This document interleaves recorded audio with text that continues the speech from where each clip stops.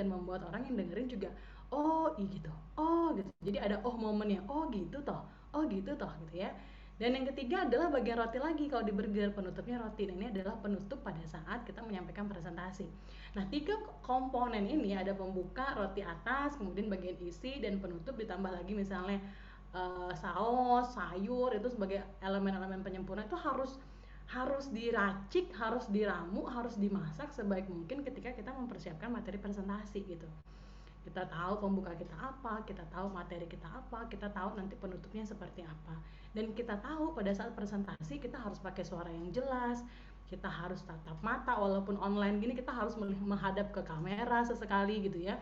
Kemudian kita tetap menggerakkan tangan kita dan mengajak audiens untuk partisipasi sama kita. Nah, buat saya itu adalah elemen-elemen yang jangan sampai kita miss nih ketika kita presentasi. Karena kalau hilang satu aja nih, coba ya teman-teman perhatikan ya. Kalau ada pembicara yang hilang satu aja elemen ini, kita pasti udah skip. Kita matiin video, kita nggak mau interaksi, kita lain-lain, kita tinggalin laptop kita tinggalin handphone kita, dan kita nggak dengerin. Akhirnya yang rugi siapa? Yang rugi sebenarnya kita sebagai yang dengerin gitu. Tapi di bagian pembicara kita punya tanggung jawab untuk memastikan bahwa presentasi kita baik sehingga nanti ilmu dan manfaatnya bisa diterima oleh banyak orang.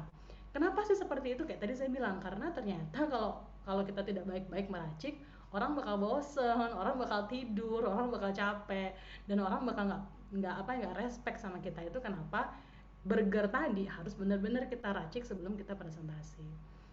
Ini saya memperlihatkan bahwa pada saat kita melakukan presentasi atau public speaking atau berbicara di depan siapa saja gitu ya, yang harus pertama kali kita pikirkan adalah bukan materinya apa. Materi pasti sudah disiapkan oleh panitia atau mungkin guru kita atau mungkin kewajiban dari sekolah gitu ya. Tapi yang mesti kita pertama kali perhatikan adalah siapa audiens kita, siapa yang nonton kita. Apakah yang nonton kita adalah nenek-nenek, kakek-kakek, ataukah yang nonton kita adalah teman-teman sebaya, atau yang nonton kita adalah guru-guru atau pejabat-pejabat. Nah, itu akan beda karena siapa audiensnya akan menentukan bagaimana burger yang kita buat. Kalau anak-anak mungkin burgernya dikecilin dikit deh, dikasih warna-warni sedikit. Kalau yang ternyata remaja, kita bikin burgernya sedang tapi kemudian agak-agak pedes karena sekarang orang-orang remaja suka makan pedes. Tapi kemudian kalau orang-orang seumuran gitu mungkin kita bikin sesuai dengan ya kira-kira kalau orang seumuran kita tuh sukanya seperti apa. Nah, itu yang sebenarnya meracik burger sesuai dengan audiens kita seperti apa, bukan sesuai dengan keinginan kita sebagai pembicara. Karena kadang-kala karena kita memakai kacamata pembicara, kita nggak bisa menempatkan audiens kita sebagai subjek utama. Jadi pada saat jadi pembicara kita harus melepas tuh ego-ego pengen sesuai kehendak hati. Tapi ego kita adalah melayani orang yang sedang mendengarkan kita. Nah, salah satu yang bisa kita lakukan adalah analisis psikografik mereka. Jadi ini dua analisis yang menurut saya sangat powerful. Kalau demografik kan gampangnya bisa lihat dari usia, jenis kelamin dan lain sebagainya. Tapi yang paling powerful adalah analisis psikografik gitu atau analisis kesukaan, hobi. Itu kenapa saya suka banget ketika ngajar di kelas manapun, saya akan kalau misalnya diperbolehkan untuk interaksi lebih banyak, saya akan lebih banyak bertanya tentang hobi gitu. Misalnya apakah hobinya nonton Korea kah, atau hobinya nonton bola kah, atau apa gitu. Karena jokes atau percakapan ketika interaksi akan lebih banyak saya gunakan di bagian psikografik. Akan lebih saya gunakan banyak di pertanyaan-pertanyaan yang melibatkan emosi audiens saya. Karena itu biasanya jauh lebih membantu untuk punya kedekatan atau membuka. Karena kalau belajar itu menurut saya bukan cuman karena kita punya guru, tapi karena kita punya keinginan, kita buka hati kita buka keinginan kita untuk belajar. Maka proses belajar mengajar itu jadi jauh lebih efektif. Tapi ini sebuah rumus rahasia sebenarnya yang saya suka banget ketika saya mempersiapkan apapun itu ketika presentasi. Saya selalu membatasi talking points itu adalah pokok pembicaraan. Saya selalu membatasi pokok pembicaraan itu cuma 3, paling maksimal 3, nggak boleh lebih dari 3. Kayak tadi saya jelasin di awal bahwa saya akan menyampaikan 3 nih, 1, 2, 3 gitu kan ya. Dan dari 3 talking points itu saya akan mensub-subkan, akan membuat kayak apa ya, mind mapping kira-kira kalau di poin pertama saya akan cerita apa, poin kedua saya cerita apa, poin ketiga saya cerita apa. Nah, biasanya sebelum saya bikin PPT atau bikin materi pengajaran, saya akan bikin dulu nih poin-poin kayak gini, dicoret-coret dulu supaya memudahkan saya untuk memetakan kira-kira apa yang akan saya mau omongkan gitu ya. Teman-teman bisa screenshot, bisa disimpan, ini bisa dicoba sendiri nanti ketika presentasi.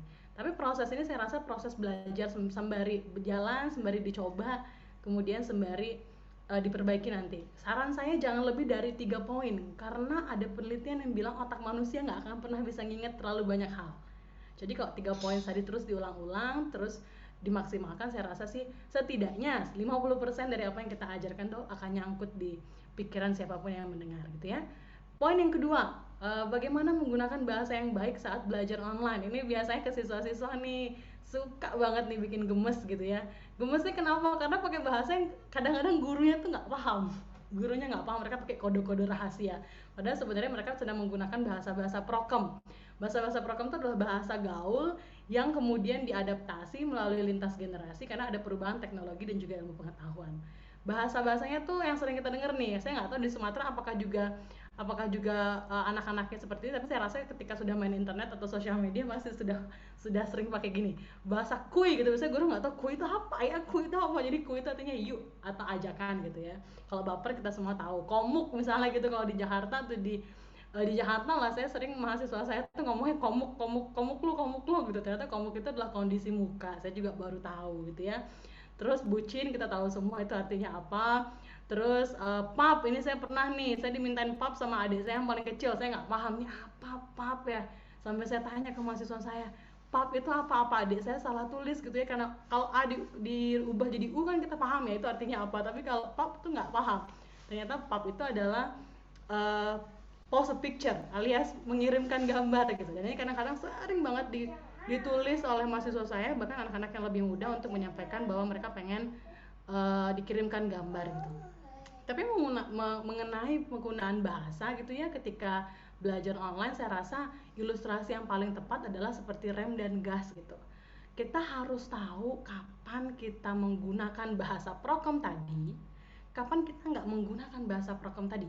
Jadi untuk adik-adik nih, teman-teman yang lagi SMA, lagi kuliah, lagi sekolah online, saya tahu ini berat banget. Saya tahu teman-teman kangen sama teman-teman yang di sekolah, teman-teman pengen berbahasa, mungkin bahasa yang gaul itu kan mendekatkan ya, menghilangkan sedikit-sedikit rasa kangen gitu ke teman-teman yang biasanya bisa kita ajak bercanda langsung. Tapi ingat teman-teman, bahasa itu kadang-kala bermata dua gitu. Dia bisa mendekatkan kita, membawa hal positif, tapi juga bisa bawa hal negatif.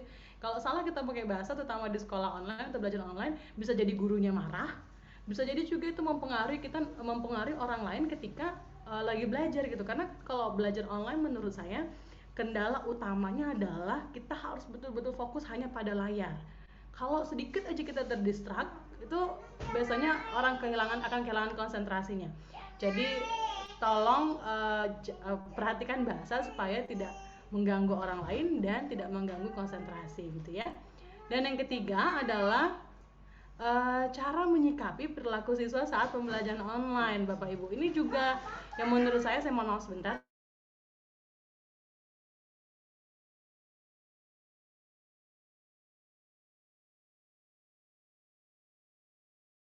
Ya, jadi saya tadi sengaja mute sebenarnya karena ada anak saya yang baru bangun. Nah, ini salah satu sebenarnya kondisi atau tantangan ketika mengajar online adalah di rumah itu bukan kantor, bukan sekolah, bukan ruang kelas, sehingga pasti banyak distraksi dan noise.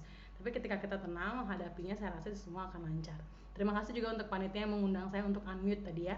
Nah, materi ketiga saya adalah bagaimana cara menyikapi perilaku siswa saat pembelajaran online. Ini yang biasanya, ini adalah khusus buat guru nih. Ini biasanya yang super duper nyebelin tapi lucu kadang-kadang gitu ya. Lucunya kenapa? Karena aduh pokoknya ada aja kelakuannya gitu ya. Kalau lihat di layar, ini salah satu salah dua kelakuan dari siswa. Ayo ngaku, siapa yang pernah kayak begini, nggak sengaja tidur tapi kebuka kameranya, atau salah ngechat gitu ya. Saya pernah nih satu ketika saya ngajar, mahasiswa saya tuh lagi bercandain temennya, harusnya dia kirim melalui chat private kan di Zoom, tapi kemudian dia kirimnya ke everyone, akhirnya semua orang baca chattingnya gitu ya. Dan kebetulan bahasa yang digunakan tuh bahasa yang kasar tapi bahasa pergaulan mereka, jadi sehingga ya mau nggak mau dia akan ditegur sama saya. Yang kedua, dia akan bikin orang lain atau satu kelas itu ketawa karena kelakuan dia gitu. Dan kita banyak lah sekarang ngelihat video-video viral soal kelakuan nyeleneh selama belajar online, dan saya rasa ini adalah sebuah tantangan baru di dunia pendidikan dan dunia pembelajaran untuk untuk beradaptasi, bahwa sekarang emang nggak bisa lagi sih untuk kita ubah dulu, karena sementara kita mesti berjuang bertahan selama pandemi gitu ya. Dan baik-baiknya kita adalah untuk terutama siswa, untuk tidak melakukan yang seperti ini. Untuk guru untuk banyak lebih sabar, dan ada trik-triknya sebenarnya untuk menghadapi anak-anak seperti ini. Ya, izinkan saya untuk mencoba trik yang pertama. Mencoba trik yang pertama adalah gini, kita memahami. Jadi dulu sekali ketika saya di awal pembelajaran online, ketika ada sedikit aja mahasiswa saya yang nyeleneh, itu saya langsung kesel. Saya ngerasa saya nggak dihargain. Wajar ya, karena sebagai manusia kita selalu ingin dihargai. Tapi ketika saya ngobrol sama anak-anak itu, terus kemudian saya memahami ternyata mereka dalam kondisi yang cukup stres ketika belajar online. Mereka kehilangan pergaulan, mereka mungkin tertekan karena sulit akses internet atau sulit punya device yang bagus. Misalnya tidak semua orang punya laptop, tidak semua orang punya alat untuk belajar online yang bagus, sehingga mereka mungkin punya perasaan yang aduh capek, males gitu ya. Belum lagi dia tidak punya rumah yang cukup luas sehingga tidak punya tempat-tempat yang strategis untuk belajar. Kadang-kala mereka cuma punya kamar mereka untuk belajar, sehingga ya kasur dengan tempat belajar ya sama. Akhirnya mereka mau nggak mau punya punya apa ya, punya adaptasi yang agak lambat ketika ketika belajar online. Dan pemahaman ini saya rasa bisa membukakan sebenarnya hati ke hati antara guru dan siswa untuk ayo dong, kalau guru bilang saya nggak suka sebenarnya sama cara kamu, coba kamu cerita kenapa kamu seperti ini. Mungkin siswa juga harus jujur tentang kondisi-kondisi mereka, sehingga nantinya akan ada mutual understanding, pemahaman yang sama, sama-sama ngerti nih. Setelah sama-sama ngerti, kita sama-sama nyaman, sehingga belajar online pun bisa dilakukan dengan lebih baik. Terus kemudian yang kedua, yang tadi kita balik ke burger lagi, baik guru ketika ada siswa seperti itu, kita juga sebagai guru wajib untuk melakukan evaluasi diri. Apakah ke presentasi saya sudah menarik? Apakah komunikasi saya ketika ngajar udah menarik? Apakah instruksi saya sudah jelas? Atau saya ini tipenya guru jalan tol terus, pokoknya mau siswa saya denger, mau siswa saya nggak denger, mau saya nanya apa, saya jalan terus lurus terus gitu ya, kok saya jalan sampai selesai gitu. Apakah saya seperti itu tipenya? Kalau iya, ternyata yuk kita bareng-bareng untuk menggunakan teknik burger tadi untuk memastikan bahwa materi kita tersampaikan dengan baik, komunikasi kita juga baik, sehingga siswa kita juga senang untuk belajar. Kemudian dari guru juga, ini salah satu yang ternyata sangat berguna ya, yaitu adalah selalu siapkan agenda yang jelas. Jadi ketika di awal kelas, kalau dulu kan mungkin pada saat belajar offline kita jarang ya untuk membacakan kira-kira hari ini kita mau ngapain aja, karena kita bertemu langsung dan biasanya hal-hal yang terjadi itu sifatnya spontan gitu ya. Waktu saya lagi 3 menit ini, waktu apa namanya, sifatnya sangat spontan. Tetapi kemudian kalau di online, untuk memperjelas lebih baik kita bacakan agenda dulu di awal. Misal kita akan menyampaikan apa sih selama presentasi, berapa menit sih saya akan menyampaikan materi, dan berapa menit kita punya waktu untuk diskusi. Jadi ini saya rasa akan membantu siswa juga untuk memahami mereka punya time nih, mereka punya waktu, schedule yang jelas, dan guru harus menginstruksikannya dengan jelas juga supaya mereka juga jauh lebih bisa mm, apa ya, mawas diri lah ya, sadar diri bahwa dia nggak boleh macam-macam selama kelas gitu. Terus kemudian ini yang paling penting dan juga sebenarnya sudah disampaikan di poin pertama, ajak bicara kalau ternyata, atau ajak ngobrol kalau ternyata siswanya ada yang seperti itu, tidur ataupun salah ngechat. Biasanya paling sering di apa namanya, di Zoom gitu ya. Kemudian ajak ngobrol, tapi saran saya lebih baik diajak ngobrolnya di ruang kelas, boleh ditegur, tapi mudah-mudahan Bapak Ibu, saya yakin banyak Bapak Ibu guru yang luar biasa bijaksananya, mungkin kita kurangilah untuk mengata-ngatai siswa kita dengan bahasa yang juga kasar di dalam ruang kelas gitu ya, karena bagaimanapun kita adalah tuntunan, kita adalah role model untuk hal ini. Jadi saya rasa ketika kita mau menegur dengan yang agak lebih keras, diajak ngobrol secara langsung atau diajak bicara secara langsung begitu ya. Terus kemudian setelah itu yang ke 7 itu, yang kelima adalah kita jadi role model gitu. Ketika kita misalnya nggak suka anak-anak kita nyeleneh atau lain-lain di dalam Zoom meeting, ya berarti kita harus menunjukkan gimana sih cara yang asik buat nge-zoom, gimana sih cara yang asik buat belajar online, gimana sih bahasa yang asik buat belajar online, gimana sih metode yang asik buat belajar online. Nah, kita yang berusaha. Emang berat, saya yakin itu pasti berat sekali. Untuk itu, baik guru yang sedang melaksanakan mudah-mudahan selalu diberikan kesehatan, kekuatan untuk mengusahakan yang sebaik mungkin, dan siswa juga memahami bahwa gurunya itu juga sulit untuk menjelaskan dengan posisi seperti ini. Dan terakhir adalah stop, yaitu adalah mengetahui batasan guru, kapan bisa mengatur semua hal, kapan tidak. Kadangkala kewarasan guru itu jadi nomor satu juga. Jadi ketika udah nggak bisa diatur, ditahan dulu, di stop dulu, kita fokus ke hal yang lain yang menurut saya jauh lebih penting. Sekian presentasi saya, mudah-mudahan bermanfaat. Silakan kalau ada pertanyaan bisa di chat atau langsung di uh, media sosial saya di @idayu_prestasi. Saya akan sangat senang sekali untuk ngobrol dan berdiskusi dengan teman-teman sekalian. Terima kasih, saya kembalikan ke Azam. Baik, terima kasih kepada Ibu Ida Ayu atas pemaparan yang sangat luar biasa, menarik, dan menambah wawasan kita. Sekali lagi, terima kasih kepada Ibu Ida Ayu, Pak Sastiasi, Dewi. Sebelum kita lanjut ke materi yang kedua, saya ingin menghimbau kepada seluruh peserta untuk tidak menggunakan kolom chat sebagai absensi, karena link absensi akan dikirimkan pada akhir sesi, dan menulis pertanyaan sesuai format yang telah kami berikan.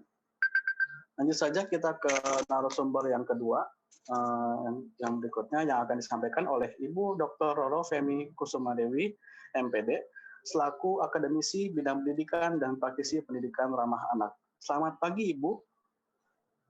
Selamat pagi, Mas Azam. Baik.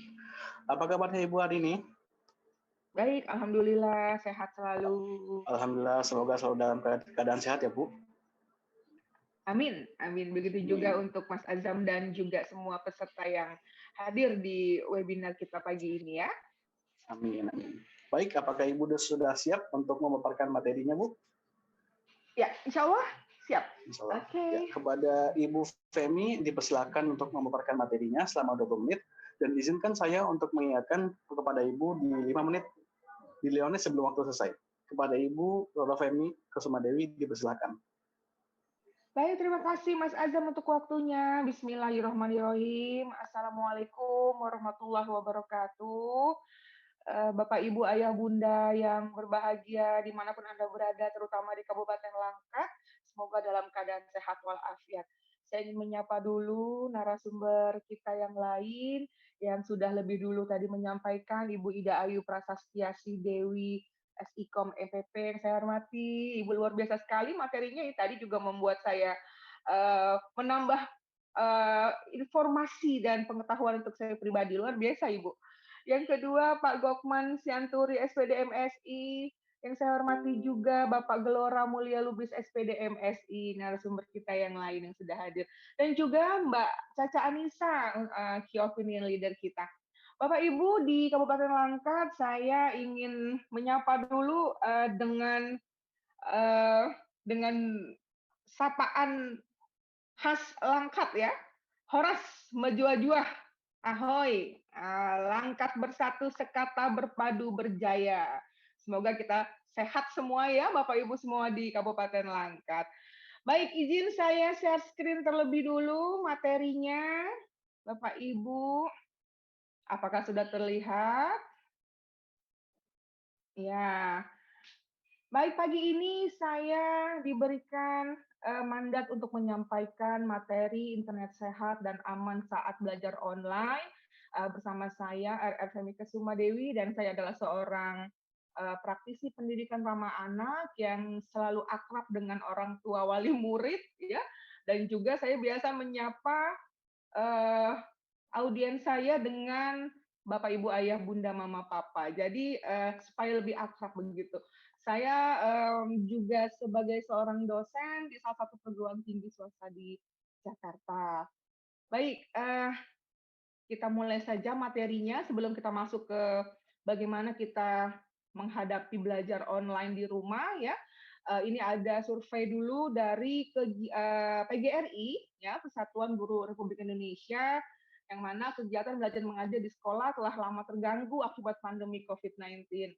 Nah, anak-anak terpaksa belajar di rumah dan berpotensi kehilangan kualitas kegiatan belajar terbaik mereka. Nah, pada bulan Mei lalu, PGRI mengeluarkan survei yang dilakukan terhadap 61.913 orang tua, 19.296 guru, dan 64.386 peserta didik di 514 kabupaten kota di 34 provinsi di Indonesia. Nah, berdasarkan survei tersebut, diketahui 85,5% orang tua mengaku khawatir bila sekolah kembali dibuka, dan 72,2% orang tua setuju dengan sistem pembelajaran jarak jauh. Nah, untuk itu, kita memang harus sama-sama menyikapi bagaimana proses pembelajaran jarak jauh itu dapat berjalan dengan baik.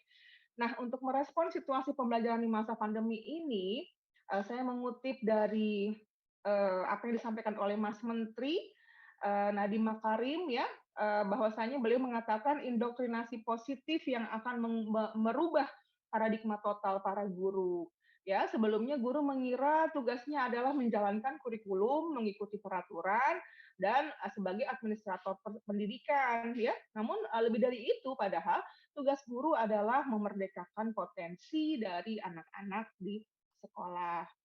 Ya, lalu bagaimana guru itu semestinya dalam hal ini ya, bagaimana guru itu menjadi semestinya yang pertama mengembangkan diri ya dengan melakukan refleksi dengan guru lain, berbagi dan berkolaborasi secara mandiri. Kemudian guru juga harus memiliki kematangan moral, memiliki kecerdasan emosi dan spiritual untuk berperilaku sesuai dengan kode etik. Lalu guru harus merencanakan, menjalankan, merefleksikan dan mengevaluasi pembelajaran yang berpusat pada murid atau student center learning ya pendekatannya dengan melibatkan orang tua. Lalu guru harus berkolaborasi dengan orang tua dan komunitas untuk mengembangkan sekolah dan menumbuhkan kepemimpinan pada murid. Dan yang terakhir, guru harus mengembangkan dan memimpin upaya mewujudkan visi sekolah yang berpihak pada murid dan relevan dengan kebutuhan komunitas di sekitar sekolah. Nah, ini adalah merupakan program dari guru penggerak ya yang dicanangkan oleh Mendikbud. Nah, dalam kegiatan pembelajaran jarak jauh, kita mengenal metode dengan home based learning. Nah, ini ada dua jenisnya, ada sinkronus dan asinkronus. Yang sinkronus itu adalah online dengan tatap muka pada saat yang sama atau real time. Ini dengan menggunakan aplikasi Zoom Meeting, Google Meet ya. Lalu yang asinkronus itu online tapi tidak pada saat yang sama. Kami melalui platform LMS, bisa dengan ruang guru, kelas dojo, dan lain sebagainya. Nah, kemudian kita juga mengenal ada metode blended learning. Nah, ini merupakan penggabungan antara tatap muka, real time, dan penggunaan LMS. Ya, ini sekilas tentang bagaimana pembelajaran online itu dilakukan dengan beberapa metode. Kemudian, nah, dalam pembelajaran online yang kita sedang laksanakan saat ini, ada prosesnya. Ini yang berbeda dengan proses pembelajaran sebelumnya, ya. Nah, yang pertama itu ada masa sebelum belajar online itu dilakukan. Jadi biasanya H-1 atau mungkin kalau besok paginya itu kita belajar online, malamnya itu guru sudah memberikan materi terlebih dulu kepada siswanya. Ya, student prepare to participate in class activities. Artinya sebelum dimulai, ya guru sudah memberikan materi yang akan dipelajari oleh siswanya besok pagi. Ya, jadi siswa bisa mempersiapkan materi, mempersiapkan diri untuk mempelajari materinya lebih dulu, ya. Kemudian juga nanti siswa bisa mencari sumber-sumber lain yang terkait dengan materi yang diberikan oleh guru, ya. Nah, kemudian esok paginya during atau saat belajar online-nya itu, ya. Nah, dalam masa during applying analyzing ini, di sini siswa itu mempraktekkan pembelajaran jarak jauh ya yang dipandu atau difasilitasi oleh gurunya, ya. Nah, kemudian guru di sini memberikan remembering dan understanding, ya, mengingatkan kembali, mengulang kembali, dan memberikan pemahaman-pemahaman terhadap materi yang diberikan, ya. Lalu setelah terjadi belajar online, setelah selesai, ini prosesnya adalah student check their understanding and extend their learning. Jadi siswa mengulang kembali pemahaman yang telah diberikan oleh guru tadi dan melanjutkan pembelajaran mereka melalui yang disebut ini ya out of class, artinya melakukan pembelajaran, melanjutkan pembelajarannya dengan bantuan ruang guru, kelas dojo ya seperti ini yang sesuai dengan arahan gurunya. Ya, kalau tadi ketika during ini menggunakan in class menggunakan Zoom, Google Meet ya, setelah selesai ini melakukan evaluasi dan creatingnya melalui aplikasi-aplikasi LMS ya, atau ruang guru ya, kelas dojo ini yang menggunakan asinkronus. Oke, nah selanjutnya dalam melakukan pembelajaran online, guru, orang tua maupun siswa itu harus memahami apa itu internet sehat dan aman. Ya, internet sehat dan aman ini awal dicetuskan oleh ICT Watch tahun 2002, merupakan program-program yang dilakukan mengedepankan kebebasan berekspresi di internet secara aman dan bijak dengan pendekatan self-censorship di level keluarga dan sekolah. Kemudian kedua, peningkatan konten lokal yang positif, bermanfaat dan menarik, dan yang ketiga, pemberdayaan masyarakat madani tentang teknologi informasi dan komunikasi. Lalu internet sehat berlandaskan pada SK Menkominfo nomor 28 tahun 2009 tentang tim sosialisasi internet sehat. Program Internet Sehat Aman atau INSAN adalah program nasional yang dimotori oleh tim sosialisasi INSAN yang ditujukan untuk mensosialisasikan penggunaan internet secara sehat dan aman ke berbagai kalangan sehingga internet dapat memberi manfaat dan nilai tambah. Lalu kita masuk pada ketika kita sudah mengenal dan memahami apa itu internet yang sehat dan aman bagi kita. Nah, bagi Bapak Ibu guru dalam mengajar yang menggunakan menggunakan internet sebagai media untuk belajar mengajar online, dan juga siswa dalam pembelajaran online harus cerdas digital. Nah, untuk cerdas digital kita harus menguasai 4K. Yang pertama, kritis. Jadi berpikir sebelum berbicara, menulis dan menayangkan pesan atau gambar dan video.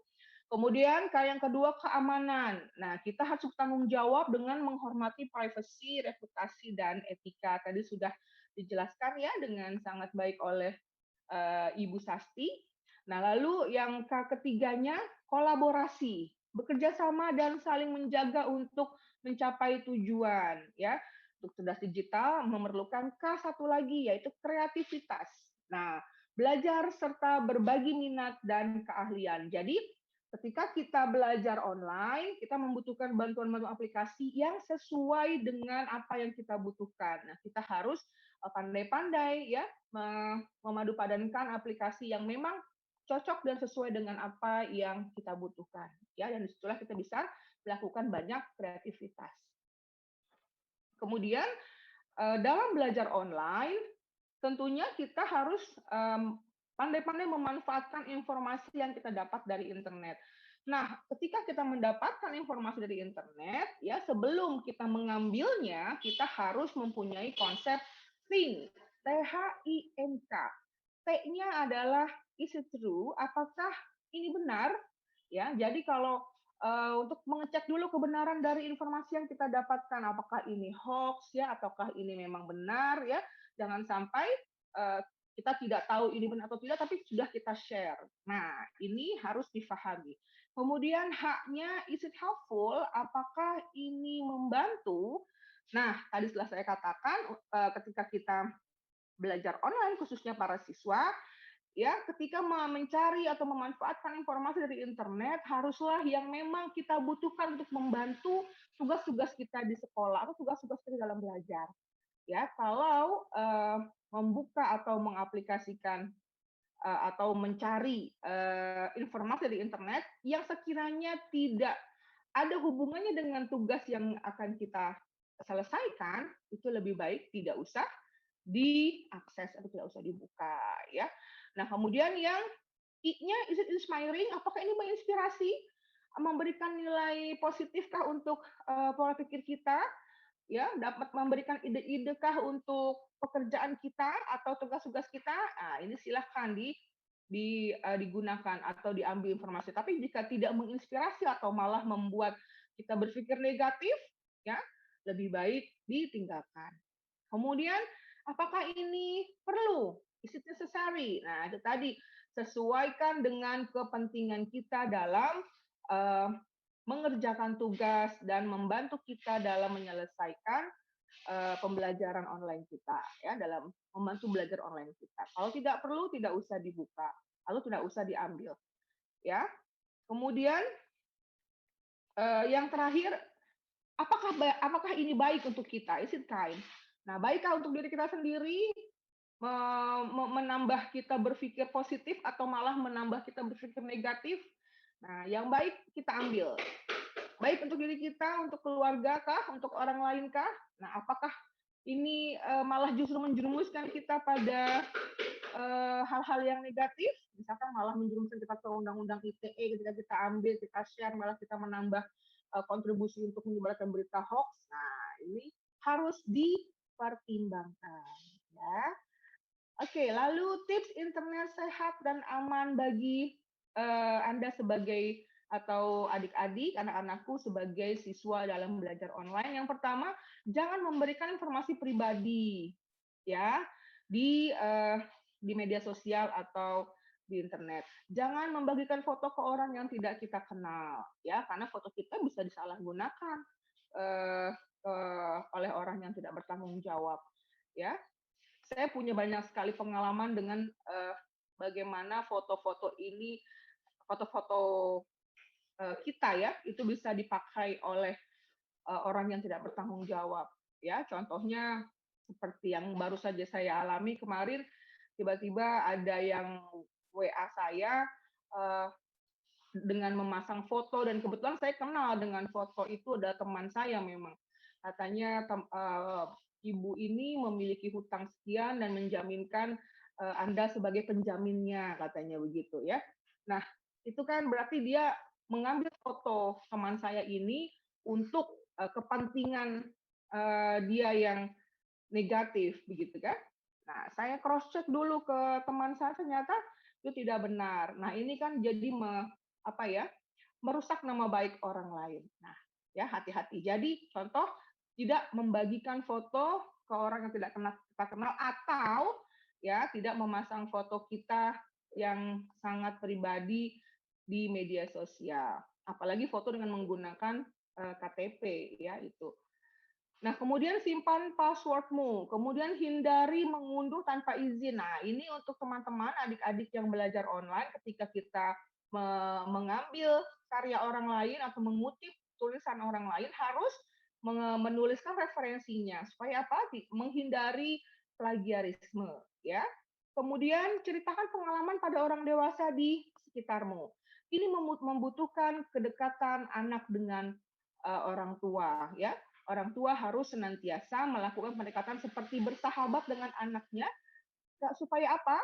Supaya anak ini nyaman menceritakan pengalamannya kepada orang tua, baik itu pengalaman di dunia nyata maupun pengalamannya di dunia maya. Oke, nah ini ada juga tips selanjutnya ya untuk belajar online yang sehat dan aman. Ada juga adik-adik semua harus mewaspadai virus ya. Bapak Ibu guru juga ketika mengajar online ya membutuhkan aplikasi-aplikasi yang harus diambil dari internet, mewaspadai virus ya, jangan sampai sembarang unduh file dan baca petunjuk instalasi aplikasi software.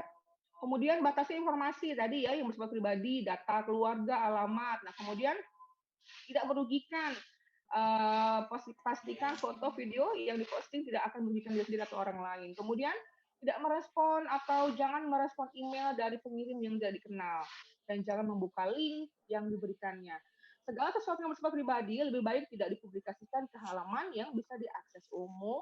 Lalu jangan tergoda tawaran penambahan teman, like, dan follower secara instan dan cepat ya. Nah, ini biasanya. Mohon maaf Ibu. Adik, ya. Mohon maaf Bu Femi. Ya, oke. Ya, waktunya tersisa 5 menit lagi ya Bu. Oke. Ya, silakan diusahakan. Ya, kemudian jangan mengakses konten ilegal seperti pornografi, perjudian, rasisme, dan pelecehan sara. Artinya, adik-adik yang sedang belajar online memang harus membuka apa yang dibutuhkan saja dalam belajar. Jadi tidak mengakses konten-konten yang tidak dibutuhkan dalam menyelesaikan tugas-tugas pembelajarannya. Oke, ini ada juga tips belajar online yang lain ya untuk adik-adik kita. Ketika belajar itu harus buat area belajar yang senyaman mungkin, kemudian mengatur jadwalnya, membuat rencana belajarnya, kemudian menulis catatan untuk kelas online ya, ketika kurangnya interaksi antara siswa dan guru ketika belajar online, kita harus punya poin-poin supaya nanti kita mudah mengingat kembali. Ya, kemudian setiap 4 jam harus lakukan aktivitas fisik, jangan lupa untuk peregangan otot ya. Kemudian jalan-jalan sana sini di sekitar meja belajar supaya otot-ototnya kembali lentur. Kemudian makan tidur yang nyenyak. Nih adik-adik jangan lupa makan kalau sedang belajar, waktunya makan siang makan dulu. Tidur juga harus berkualitas ya, jangan sampai sudah selesai belajarnya tapi masih ingin main game, masih ingin main media sosial. Ini yang membuat kebanyakan siswa itu lupa waktu dan akhirnya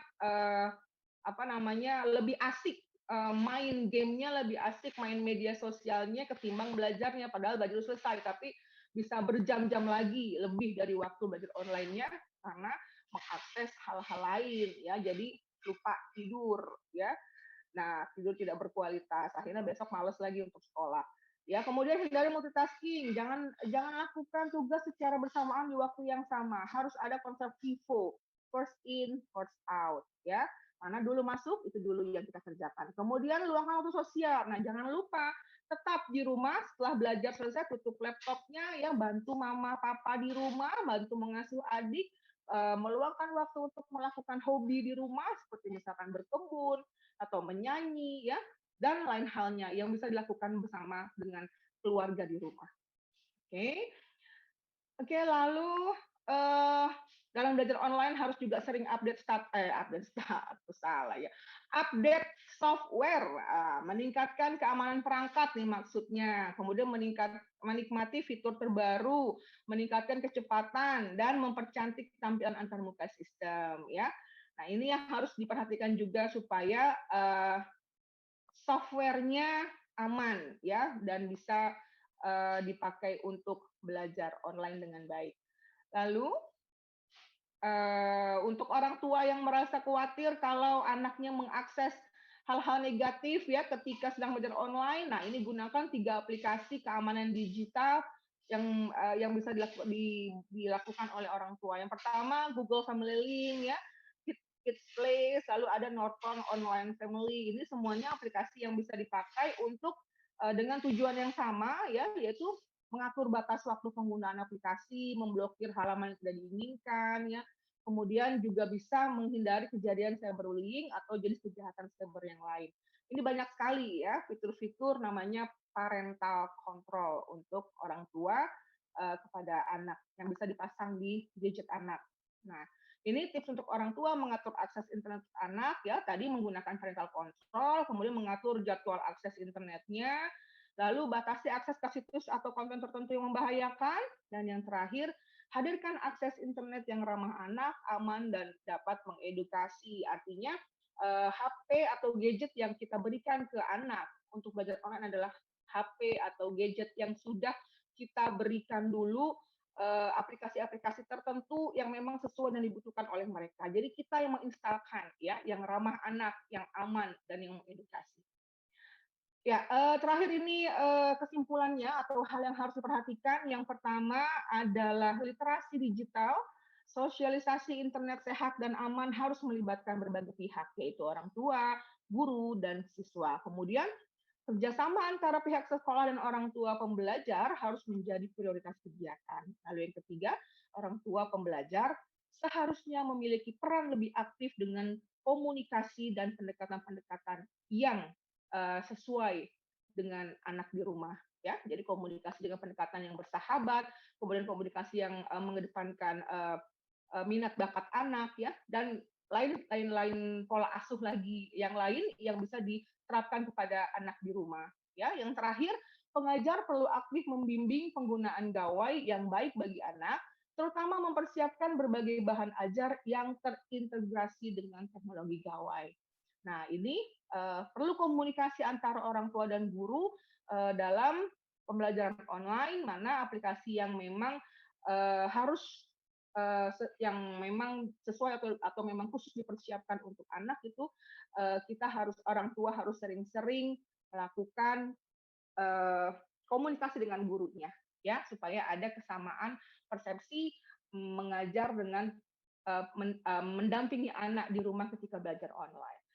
Baik, kiranya cukup sekian yang bisa saya sampaikan pada kesempatan pagi berbahagia ini. Mohon maaf atas kekurangannya dan nanti bisa kita perdalam dalam sesi tanya jawab. Waktu saya kembalikan kepada Mas Azam. Akhir kata, wassalamualaikum warahmatullahi wabarakatuh. Waalaikumsalam warahmatullahi wabarakatuh. Terima kasih atas pemaparannya Ibu Femi Kusmadewi.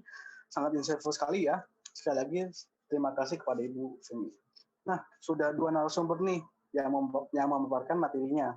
Pasti sudah banyak sekali yang ingin bertanya lebih lanjut. Kepada para peserta yang ingin bertanya kepada narasumber, silakan langsung saja menuliskan pertanyaannya di kolom chat dengan menyebutkan nama dan kepada siapa pertanyaannya diajukan, dan karena akan ada hadiah imani untuk penanya yang terpilih. Selanjutnya ada pemateri kita yang ketiga, yaitu Bapak Gokman Sianturi, SPD MSI, selaku Kepala SMAN 15 Medan. Selamat pagi Bapak.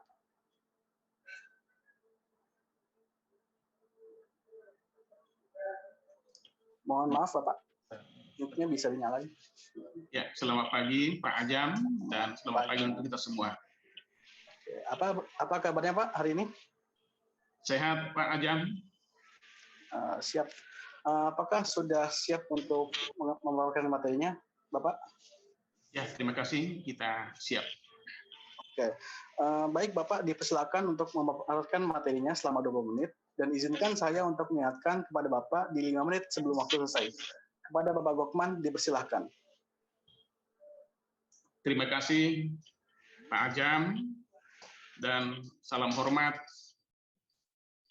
untuk Bapak Ibu penyelenggara dari Kementerian Komunikasi dan Informasi.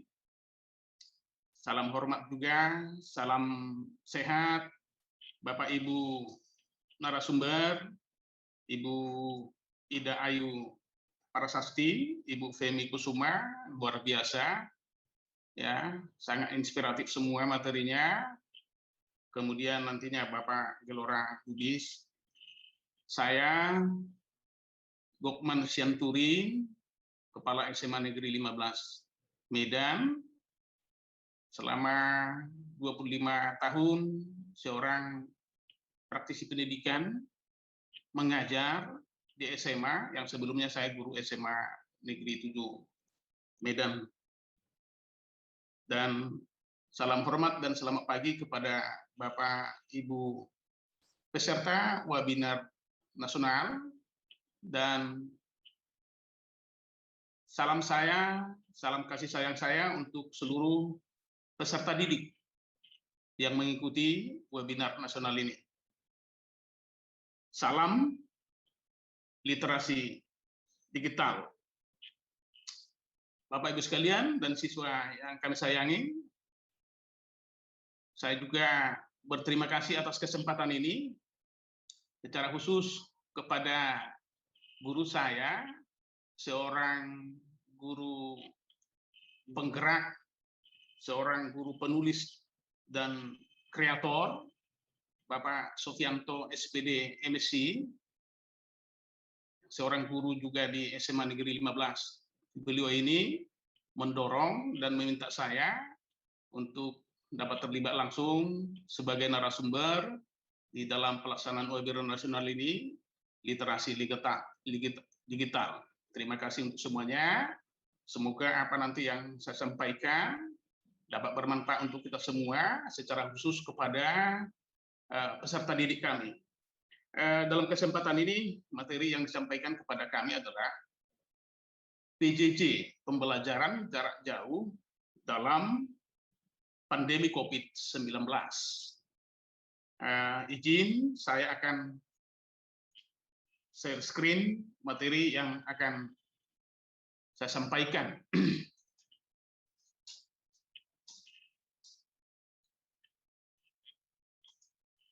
Bapak Ibu sekalian, anak didik kami, peserta webinar ini, pertama, pandemi COVID-19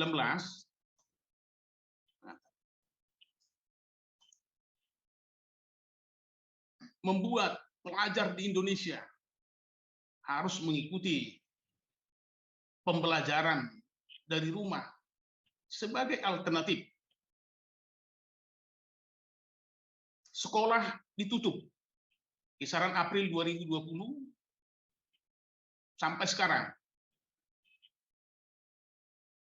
demi mencegah dan meminimalisir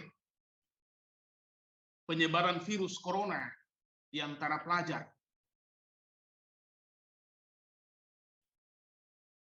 PJJ dilakukan secara daring dari rumah menjadi suatu alternatif agar semua proses pembelajaran dapat berlangsung dan tetap dapat ilmu. Namun di dalam pelaksanaan pembelajaran daring atau online ini, peserta didik sebagian mengeluh karena tidak efektif dan berbagai faktor. Sejatinya, pembelajaran jarak jauh ini memiliki banyak hikmah dan keuntungan di dalamnya, yaitu lebih mudahnya peserta didik untuk mempelajari sesuatu yang baru. Dan peserta didik dapat mengeksplor diri walaupun saat di rumah.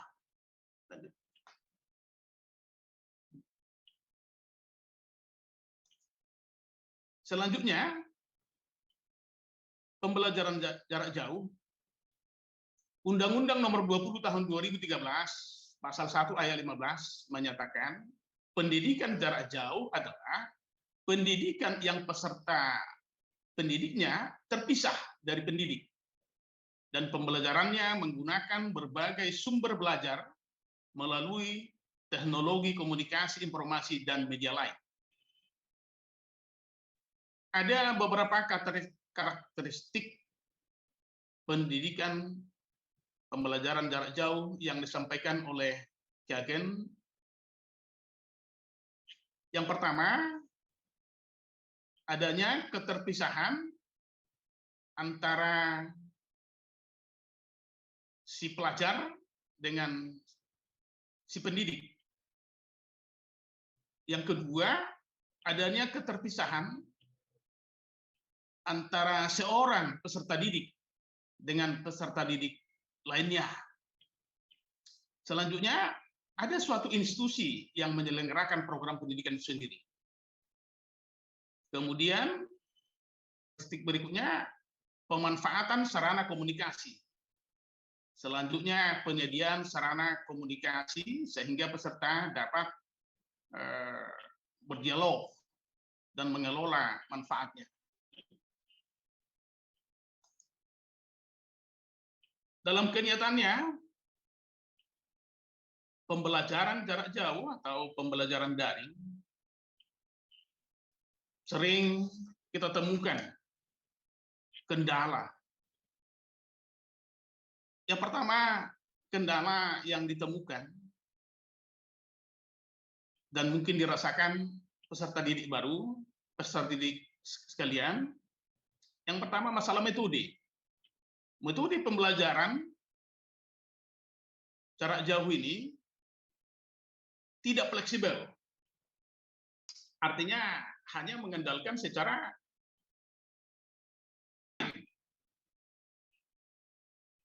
sehingga siswa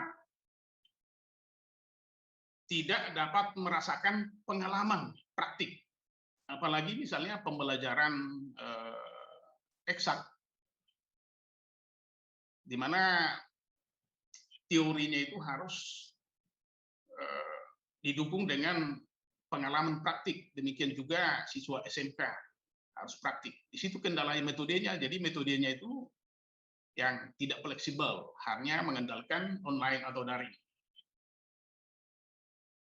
Yang kedua, membutuhkan kontrol diri yang tinggi dari gangguan eksternal. Karena online ini anak bisa jadi tidak disiplin saat belajar karena tidak adanya pengawasan secara langsung dari guru. Walaupun terkadang ada Zoom meeting itu terbatas waktunya atau Google Meet ya.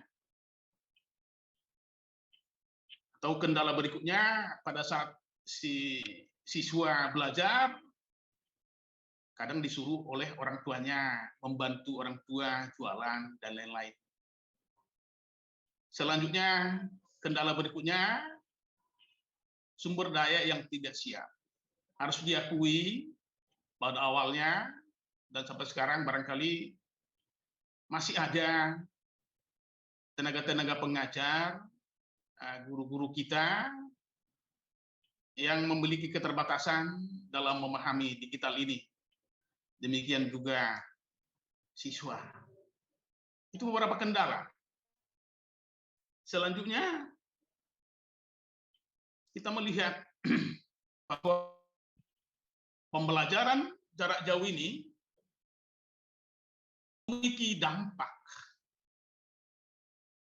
Di samping tadi memiliki dia hikmah dan berbagai manfaat, PJJ ini memiliki dampak yang pertama, kesehatan mental. Si peserta didik atau siswa-siswi kehilangan akses interaksi baik terhadap guru dan temannya. Akibatnya apa? Bisa menimbulkan rasa stres. Ini mendorong terganggunya kesehatan mental. Yang kedua, terjadi perasaan cemas dan khawatir. Hasil penelitian Ibu Anissa Lestari Karyono, seorang dosen Fakultas Psikolog Unpad, dari 867 responden, 19,6% si peserta didik cemas, khawatir. Kemudian 12,5% merasa bosan. 9% merasa kehilangan kemampuan belajar dan menguasai materi. 8,3% butuh hiburan. Ini semuanya menimbulkan kecemasan. Didorong oleh kurangnya interaksi dan sulitnya adaptasi terhadap pembelajaran jarak jauh ini. Lalu dampak yang berikutnya adalah keterlambatan. Adanya keterlambatan belajar untuk memahami materi. Sebuah penelitian, BOTSJ, yang menyatakan butuh bertahun-tahun bagi siswa untuk memulihkan kebiasaan hingga mengembalikan pengalaman pembelajaran yang hilang. Jadi karena selama ini pembelajaran tatap muka sudah perlu waktu untuk beradaptasi, memulihkan kebiasaan itu. Selanjutnya, ini barangkali khusus kepada peserta didik siswa kami, berbagai tips pesan yang sesungguhnya tadi sudah disampaikan oleh pembicara kita yang pertama tadi, termasuk juga di dalamnya. Belajar di rumah itu sering terganggu sebagai aktivitas apabila dilakukan di tempat tidur, di dapur ataupun di ruangan keluarga atau sofa. Jadi untuk itu, yang pertama, tentukan tempat khusus untuk belajar. Bagaimana supaya merasa nyaman untuk belajar itu. Ya, misalnya jangan di sofa, jangan di kasur, kemudian jangan di depan TV, sehingga menciptakan suatu kenyamanan untuk belajar. Yang kedua, buat target belajar. Ya. Artinya tulis rutinitas harian untuk persiapan, belajar, dan istirahat. Jadi seorang peserta didik dalam pembelajaran jarak jauh ini perlu disiplin, ya, agar pembelajaran jarak jauhnya berjalan efektif. Dibuat semacam agenda hariannya, mulai dari bangun pagi misalnya ibadah, kemudian mandi, makan, belajar, menyelesaikan tugas, istirahat, refreshing. Jadi semacam rutinitas harian atau agenda harian. Selanjutnya, buat diri Ananda peserta didik nyaman dengan tempat belajar. Selanjutnya, Ananda diharapkan membuat target belajar. Harus dibuat apa target capaian dalam pembelajaran jarak jauh itu dalam bulanan, target bulanan, target mingguan, bahkan harian, sehingga Ananda bisa mengevaluasi diri bagaimana dan sejauh mana yang sudah diperoleh dan dipahami dari guru-guru kita.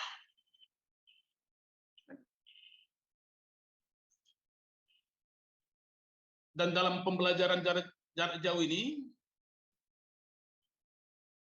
Ananda sekalian, peserta didik perlu manajemen diri. Ini tadi yang sudah Bapak sampaikan, antara lain belajarlah di waktu belajar dan bermainlah di waktu istirahat. Istirahat itu perlu, ya, untuk refreshing, sehingga otak Ananda itu tidak terbebani, perlu refreshing. Jangan waktu belajar mengganggu waktu bermain dan sebaliknya. Selanjutnya, tidurlah dengan nyenyak. Tidur pada malam hari 7 sampai 8 jam adalah merupakan suatu kegiatan agar tubuh selalu segar. Tidur yang cukup membuat tubuh selalu segar dan tidak merasa depresi dan tertekan akibat pembelajaran jarak jauh ini. Mohon maaf, Bapak. Siap. Mohon maaf, Bapak. Waktunya tersisa 5 menit lagi ya, Pak? Ya, siap. Silakan lanjutkan.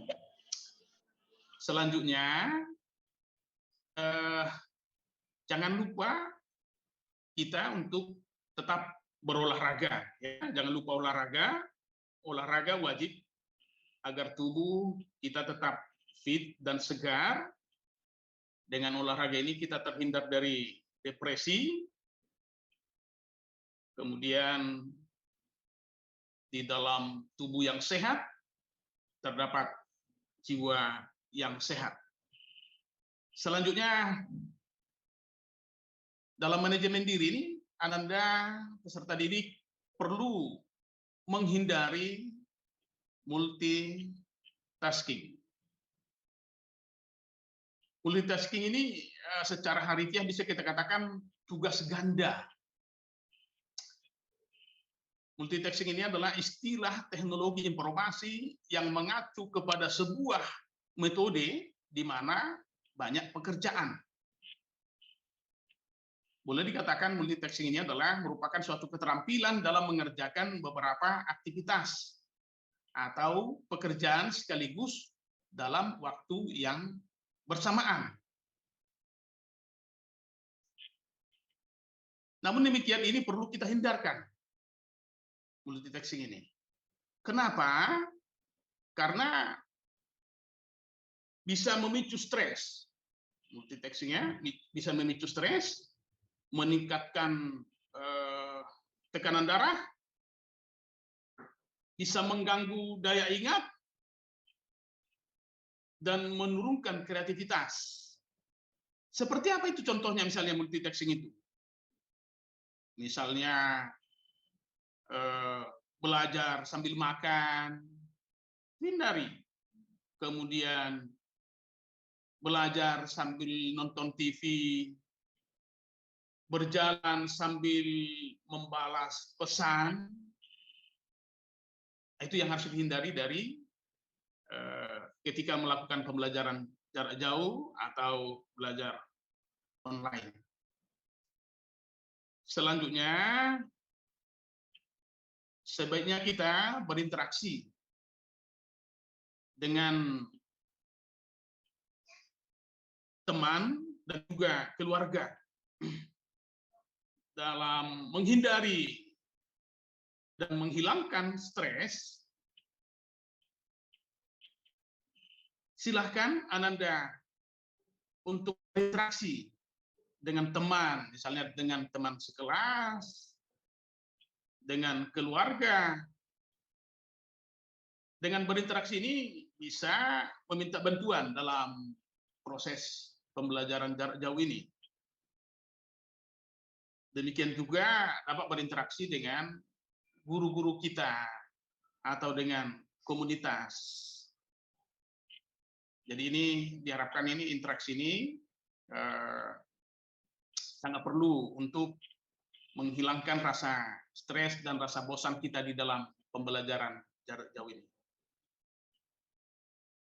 Yang selanjutnya, jangan lupa untuk konsumsi makanan yang bergizi.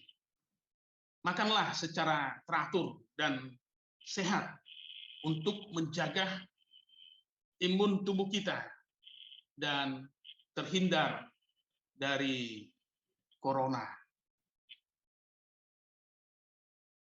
Demikian materi singkat yang dapat saya sampaikan.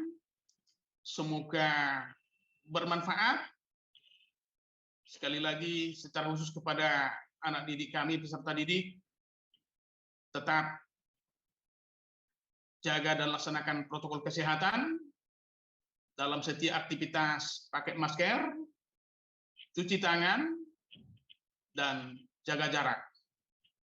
Kita sama-sama berdoa kiranya pandemi COVID-19 ini dapat berlangsung, dapat berlalu dari hadapan kita, sehingga harapan kita untuk pembelajaran tatap muka dapat segera kita laksanakan terrealisasi. Untuk Sumatera Utara direncanakan akhir Agustus akan dievaluasi. Semoga nantinya dapat terjadi berlangsung pembelajaran tatap muka walaupun secara terbatas. Demikian saya sampaikan untuk kita semua. Sekali lagi salam sehat untuk kita semua. Sekian dan terima kasih. Saya kembalikan kepada Pak Ajam. Baik, terima kasih atas pemaparannya Bapak Gokman Sianturi. Sangat bermanfaat sekali nih pemaparannya untuk kita semua. Sekali lagi terima kasih kepada Bapak Gokman Sianturi. Tak terasa kita sudah masuk ke pemateri akhir, yaitu Bapak Glora Mulia Lubis, SPD, MSI, selaku pendidik, penulis, dan pegiat sastra. Selamat pagi Bapak. Selamat pagi menjelang siang, Mas Ajam. Bagaimana kabarnya Pak hari ini? Alhamdulillah sehat walafiat, tetap bergelora. Alhamdulillah ya Pak. Tanpa berlama-lama lagi, kepada Bapak dipersilakan untuk memaparkan materinya selama 20 menit, dan izinkan saya untuk mengingatkan kepada Bapak di 5 menit sebelum waktu selesai. Kepada Bapak dipersilakan. Terima kasih pada Mas Ajam sebagai moderator kita pada pagi hari ini. Saya mulai dulu. Assalamualaikum warahmatullahi wabarakatuh. Selamat pagi menjelang siang kepada kita semua. Yang pertama saya sapa dulu ucapan terima kasih kepada panitia yang sudah menggagas kegiatan ini, webinar.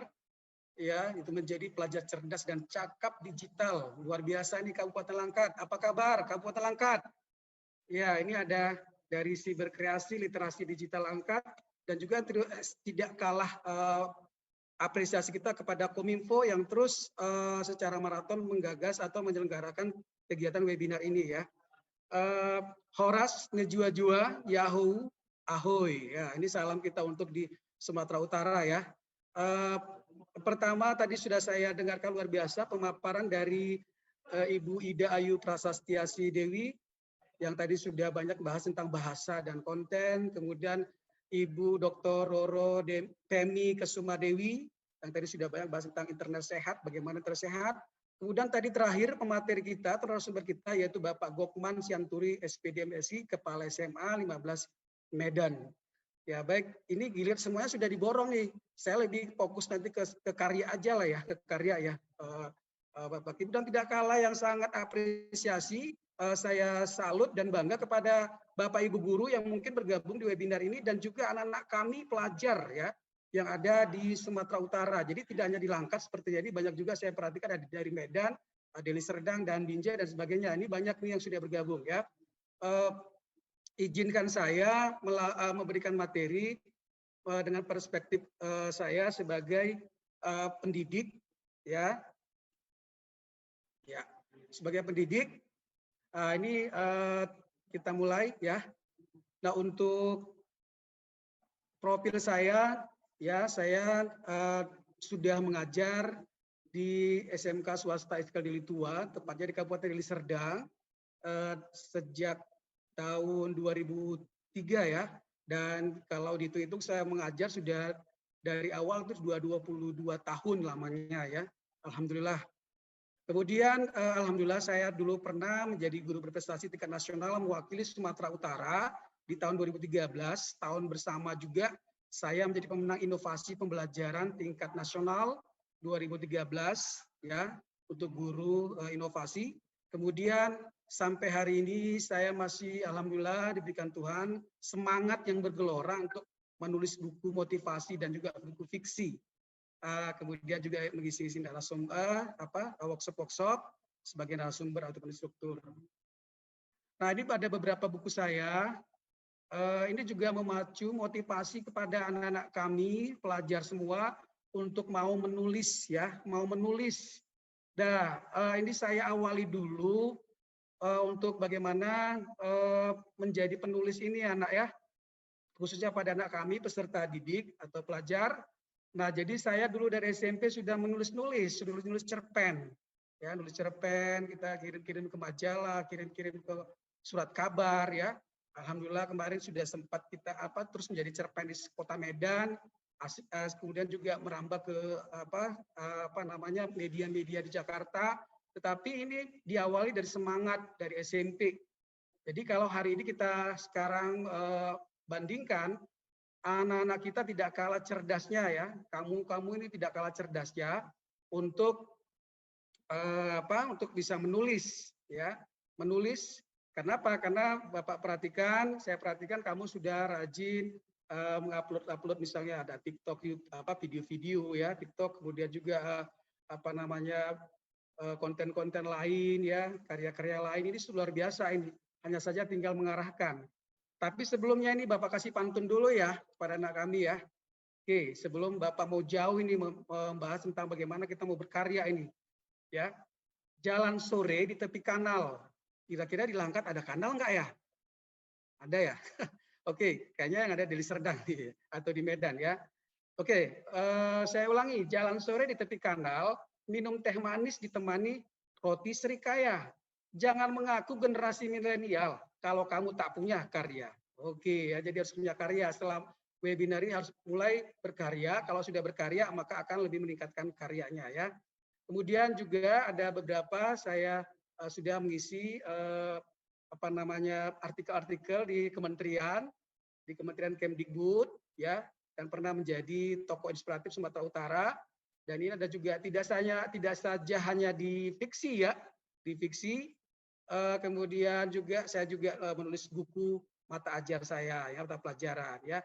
Oh, yang untuk ini di Bara ini baru launching ya, baru launching. Nanti ya, nanti boleh bisa nanti ditambah door prize-nya bisa nanti ya Mas Azam ya. Satu buku nanti akan saya kirimkan kepada nanti yang bisa menjawab pertanyaan, nanti boleh dikontak saya. Kebetulan baru launching, mudah-mudahan ini menjadi promosi ya gitu ya. Jadi ini nanti akan saya berikan satu buku kepada nanti siswa yang nanti bisa dikontak panitia untuk dapatkan door prize ya. Oke. Nah baik, jadi kalau kita lihat sekarang peran sekolah itu sangat penting ya, luar biasa. Ini tadi sudah Pak Gokman sudah membahas tentang PJJ, cara belajar efektif. Maka di sini tentu kita harus bisa pahami bahwa sekolah sudah luar biasa peranannya, tidak lagi untuk tatap muka, tetapi lebih kepada mengadaptasikan bagaimana sekarang era digital ya. Rumah informasi yang menyenangkan bagi siswa, guru dan tenaga pendidik. Jadi kalau rumah informasi ini menjadi lumbungnya informasi dari sekolah gitu. Jadi segala sesuatunya, apalagi di PJJ ya, yang kita terhubung dengan daring online, maka nanti ada kita terhubung dengan WhatsApp ya, atau kita terhubung dengan misalnya video-video, kemudian juga ada juga komunikasi by phone. Maka ini akan informasi-informasi apapun, sekecil apapun akan bermanfaat bagi siswa. Ya, begitu juga informasi siswa tentang siswa akan juga sangat bermanfaat bagi guru-guru dan pihak sekolah. Kemudian peranan sekolah di era digital ini apa? Penumbuh kembangan etika yang baik, ya, penumbuh kembang etika yang baik dalam memanfaatkan teknologi lingkungan sekolah, ya. Kemudian menumbuh kembang lingkungan dan budaya belajar yang serasi antara keluarga, sekolah, masyarakat dalam menghadapi dinamika perubahan di era digital. Jadi di sini ada kolaborasi yang kuat antara guru, ya, atau di situ ada kepala sekolah, guru, kemudian juga ada masing-masing secara spesifik wali kelasnya, guru bimbingan konselingnya, ya, dengan orang tua, ya, dan juga lingkungan masyarakat. Tentu ini harus dikuatkan ini kolaborasi ini, dan juga harus dikuatkan komunikasinya untuk berhasilnya anak-anak kita belajar secara daring atau kita lihat sekarang PJJ ya. Nah juga tidak hanya PJJ, juga kalau kita juga flashback ke belakang, peranan ini juga sangat diperkuat kalau kita belajar juga tatap muka. Ya, kemudian sekolah apa? Rumah edukatif bagi peserta didik dalam menggunakan media sosial. Jadi di sini ada kontrol juga bagi sekolah. Kenapa? Karena anak-anak kita sekarang sudah cerdas-cerdas ya, sudah mereka bijak, sudah kreatif. Hanya saja tadi sudah disinggung, jangan sampai lost control, jangan sampai kita melanggar hukum, kan gitu ya. Nanti kita akan lebih pahami itu. Tadi sudah juga disinggung oleh Ibu Pemi ya, bagaimana kita bijak dengan ada tadi konsep think ya. Oke. Nah, ini dahsyatnya luar biasa nih pengaruh media sosial nih. Kalau kita lihat di rumah saja, tadi sudah disinggung juga, di rumah andaikan kita ada satu keluarga, ada ayah, ibu, kemudian anak 3 orang memiliki HP, ya gadget, maka masing-masing memegang gadget, ya kan, luar biasa nih, asiknya di situ, diam semua, senyap semua. Ini kan luar biasa nih. Apa yang Anda lihat? Media sosial, ya, media sosial. Dan juga kita boleh di situ ada mengirim-ngirim postingan-postingan gitu kan. Jadi atau melihat video-video. Nah ini kan luar biasa pengaruhnya ini. Mendekatkan yang jauh atau juga menjauhkan yang dekat gitu. Maka ini harus kita siasati anak-anak Bapak semua ya, peserta webinar, kita harus siasati. Kenapa di sini kita lihat di sini ya? Kita pahami dulu. Media sosial adalah media daring yang digunakan untuk kebutuhan komunikasi jarak jauh, proses interaksi antara user satu dengan user lain, serta mendapatkan sebuah informasi melalui perangkat aplikasi khusus menggunakan jaringan internet. Jadi kalau di rumah orang tua ngeluh, sedikit anaknya beli paket ya, habis paket, cepat sekali paket.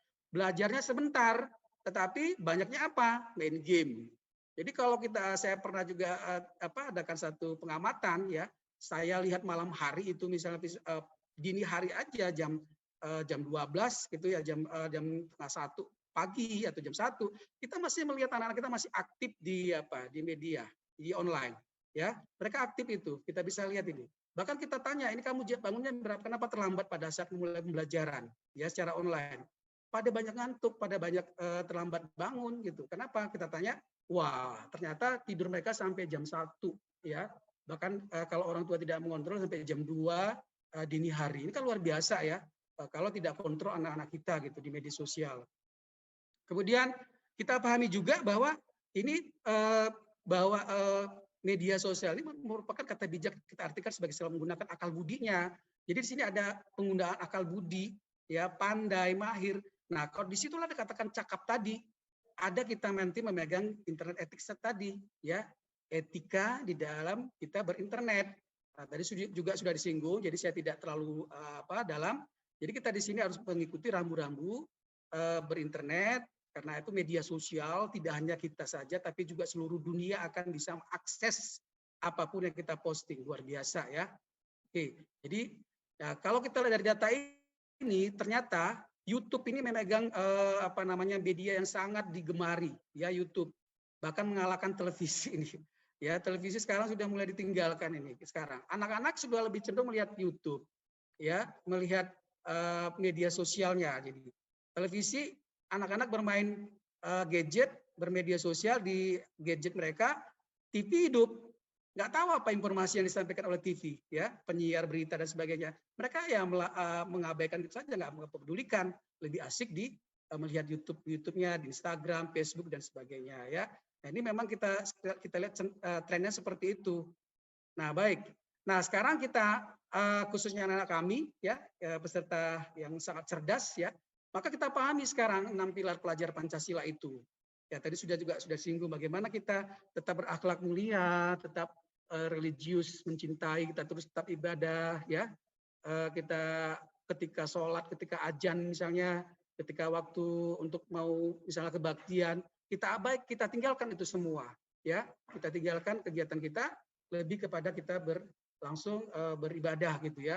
Kadang kita lihat ini ajan memanggil pun masih asik juga gitu, orang tua mengingatkan, ya, atau mengajak untuk sholat, tapi anak-anak masih apa juga, ya, masih mereka asik tanggung gitu, ya. Maka ini harus kita pahami. Kemudian ada juga kita bernilai kritis di dalam hal bermain atau dalam kita bermedia sosial ini. Nah, ini kita ditanamkan dalam Pancasila ini. Bagaimana kita bernilai kritis. Tidak mudah, kita harus cerdas, kita betul-betul menelaah benar tidak informasi agar tidak hoax, ya, apalagi sampai menyebarkan, ya. Ini sangat kita harus teliti. Nah, kemudian kita jaga kebinekaan, ya, bahwa kita terdiri berbagai suku, bangsa, agama, maka jangan sampai nanti konten-konten kita tadi akan mengganggu dari segi kebinekaan tadi, suku yang lain, agama yang lain, ya, budaya-budaya yang lain. Nah, ini pentingnya. Kemudian maka bagaimana kita membangun gotong royong, ya, gotong royong di setiap apapun, ya, mandiri. Kalau ada tugas-tugas yang diberikan oleh guru, mandiri. Memang selama ini fenomenanya kayak saya juga sebagai guru, lebih anak-anak siswa kita lebih mendewakan, ya, memahagurukan Google, ya. Mereka selalu googling, ya. Apapun nanti tugas-tugas atau apapun selalu Google yang dicari, ya, atau tanya sama Google. Bahkan kalau ujian pun jarak jauh, ya, Google juga. Jadi kita ini akan sulit menilai anak ini secara objektif kalau mereka lebih melihat contekan Google terus. Kemudian kreativitas, nah ini sangat ditantang nih, ya, kreativitas kamu, ya, kreatif di dalam berkarya, ya.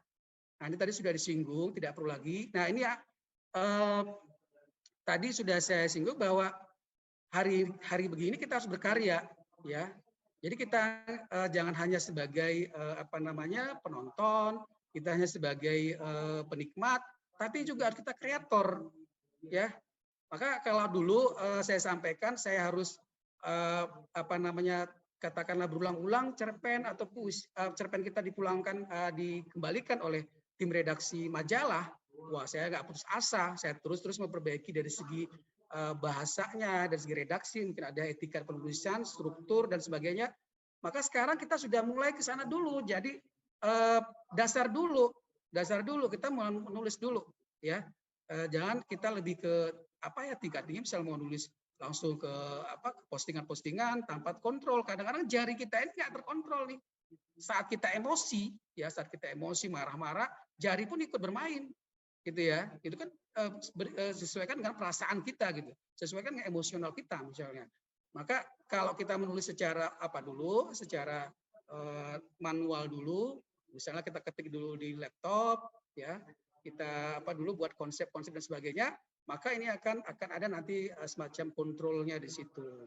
ya kita akan nanti ada semacam sunting, ya swasunting, ya kan gitu ya. Nah kemudian sampai hari ini kita lihat anak-anak kita masih sangat minim sekali mau menulis ya.